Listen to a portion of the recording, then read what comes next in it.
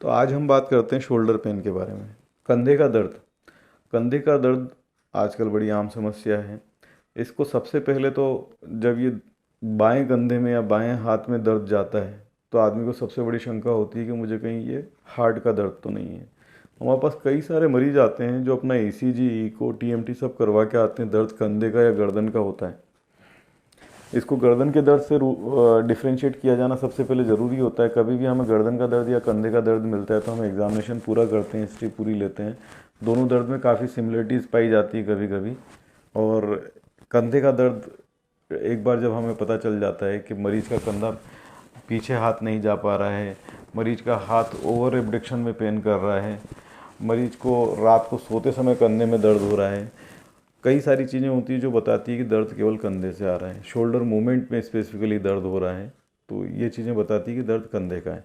अब दर्द कंधे का है तो इलाज क्या है? कंधे के दर्द के इलाज काफ़ी सामान्य होते हैं क्योंकि बीमारी भी सामान्य होती है। इनकी बीमारी किन लोगों में ज़्यादा होती है वो मैं आपको बताना चाहूँगा कि इनकी बीमारी शक्कर के मरीजों में, थायराइड के मरीजों में ज़्यादा होती है क्योंकि उनमें बर्साइटिस होने की टेंडेंसी काफ़ी ज़्यादा होती है, एंथेसाइटिस होने की टेंडेंसी काफ़ी ज़्यादा होती है। तो बर्साइटिस होने के कारण से यहाँ जो छोटी छोटी झिल्लियाँ होती हैं उनमें कुछ द्रव्य जमा हो जाता है जो इरिटेटिंग होता है और वो शोल्डर के मूवमेंट्स में तकलीफ देता है। स्पेशली सब एक्रोमियल सब डेल्टोइड बर्सा होता है, उसकी बर्साइटिस यहाँ पे ज़्यादा होती है। फ्रोजन शोल्डर होने की संभावना ज़्यादा होती है। फ्रोजन शोल्डर में इलाज आसान होते हैं, अल्ट्रासाउंड थेरेपी हेल्प करती है, फिजियोथेरेपी हेल्प करती है, कुछ दवाइयाँ होती है जिससे रिलैक्सेशन होता है। मरीज घर पे भी अगर कुछ हमारी बताई हुई एक्सरसाइज करता है तो आराम होता है। लगभग मेरे हिसाब से 10 में से 9 मरीज केवल दवा फिजियोथेरेपी से ठीक हो जाते हैं। जो बचे हुए मरीज हैं उनमें से 10 में से 9 इंटरवेंशन से ठीक हो जाते हैं। जो बचे हुए मरीज हैं उनमें थोड़ा समय लगता है, अगर वो भी लगातार ट्रीटमेंट पे रहें तो सभी लोगों को, शोल्डर पेन वालों को आराम मिलता है। पर मरीज को पहले अपनी बीमारी पहचानना ज़रूरी है कि इस बीमारी में अपने को करना क्या है, दिखाना कितना ज़रूरी है, तो वो समझना ज़रूरी है। अगर हाथ पीछे नहीं जा रहा है, फ्रोजन शोल्डर हो चुका है, तो ज़रूरी है कि आप जल्दी से जल्दी सलाह लें। रात को सोते समय दर्द होता है तो आप एक बार डॉक्टर को ज़रूर दिखाएं क्योंकि ये बर्साइटिस का हो सकता है, टेंडन टियर का हो सकता है, रप्चर का हो सकता है और कुछ समस्या बड़ी हो सकती है। कुछ इन्फेक्टिव कंडीशंस भी होती है जिनमें दर्द, नाइट पेन्स ज़्यादा होते हैं। तो किसी भी इन्फेक्टिव और सीवियर इन्फ्लेमेटरी कंडीशन को अपन जल्दी पहचान सकते हैं। नाइट पेन को किसी भी तरह से अवॉइड नहीं किया जाना चाहिए, यही मेरा एक मैसेज है। इसके अलावा कुछ चीज़ों को पकड़ने में कमजोरी, काम करने में कमजोरी, हाथ का बराबर उपयोग नहीं कर पाना, ऐसी स्थिति में अपने को दिखाना ज़रूरी हो जाता है। कुछ स्पेसिफिक मूवमेंट पे अगर दर्द रहता है तो आप एक बार दिखा के डॉक्टर की सलाह लें। इसमें डॉक्टर की सलाह के बाद जब हिस्ट्री एग्जामिनेशन के बाद एक बड़ा पार्ट इन्वेस्टिगेशन का होता है, तो शोल्डर में दो तरह के इन्वेस्टिगेशन आज की तारीख में महत्वपूर्ण होते हैं। एमआरआई एक स्टैटिक इन्वेस्टिगेशन होता है, जबकि शोल्डर एक मोबाइल जॉइंट है, तो इसमें एक मोबाइल स्कैन किया जाना ज़रूरी होता है कुछ कंडीशंस पे, जो कि वही अपनी एक पक्की डायग्नोसिस बना पाता है। तो मोबाइल इन्वेस्टिगेशन इसमें होता है MSK sonography, musculoskeletal sonography. Shoulder में जो चार मसल मांसपेशियां मेन काम करती है वो होती है सुप्रा स्पाइनेटस, इंफ्रा स्पाइनेटस, सब स्केपुलरिस और टिरिस माइनर।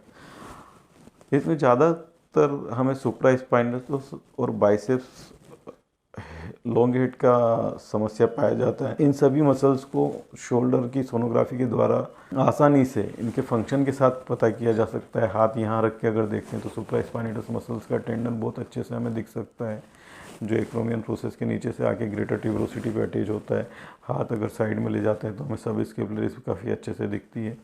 पीछे से हाथ इधर रखा है तो पीछे की साइड देखने पे हमें जो जीटी की तरफ जा रहा है इंफ्रास्पाइनल का टेंडन दिखता है। इन सारे टेंडन्स के आइडेंटिफिकेशन के साथ में हम इंट्रा सब्सटेंस देख सकते हैं कि कोई हाइपोइकोइक लीजन दिख रहा है, फुल थिकनेस लीजन दिख रहा है, तो टेंडन टियर है या नहीं है इसकी बहुत अच्छे से जानकारी मिलती है। बीच में भरा हुआ बर्सल फ्लूइड बहुत अच्छे से थिन लाइन के द्वारा दिख सकता है। तो ये एक आज की समय में बड़ा महत्वपूर्ण टूल हो गया है कि शोल्डर पेन अगर हैं तो आपकी शोल्डर सोनोग्राफी करके क्लिनिशियन देखें। इसमें मेरा कहना क्लिनिशियन इसलिए ज़रूरी है कि जो पैथोलॉजी को समझ रहा है वो क्लिनिशियन है, तो MSK tool, MSK pain physicians use करें, ये ज़्यादा ज़रूरी है आज के समय में। और डायग्नोसिस के साथ में उसी समय इंटरवेंशन के द्वारा सोनोग्राफी के थ्रू आपको आराम पहुंचाना बहुत ही आसान है। तो शोल्डर पेन में जो फ्रोजन शोल्डर के पेशेंट दवा गोली फिजियोथेरेपी से नहीं ठीक हो पाते हैं उनके लिए इंटरवेंशन वर्क करते हैं। Suprascapular nerve root block helpful होता है, कुछ समय इंट्रा आर्टिकुलर इंटरवेंशन हेल्पफुल होते हैं।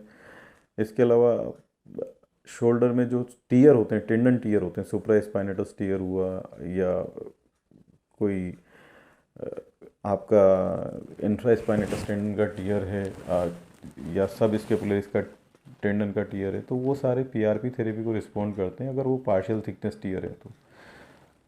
फुल थिकनेस टीयर में मोस्टली सर्जरी की आवश्यकता होती है अगर पेशेंट बहुत ज़्यादा ओल्ड एज नहीं है तो, और ओल्ड एज पेशेंट है तो उनको कंजर्व किया जा सकता है। पेशेंट की स्थिति के आधार पर निर्णय लिया जाता है कि कौन सा पेशेंट किस स्थिति में किस ट्रीटमेंट के लिए सूटेबल होगा।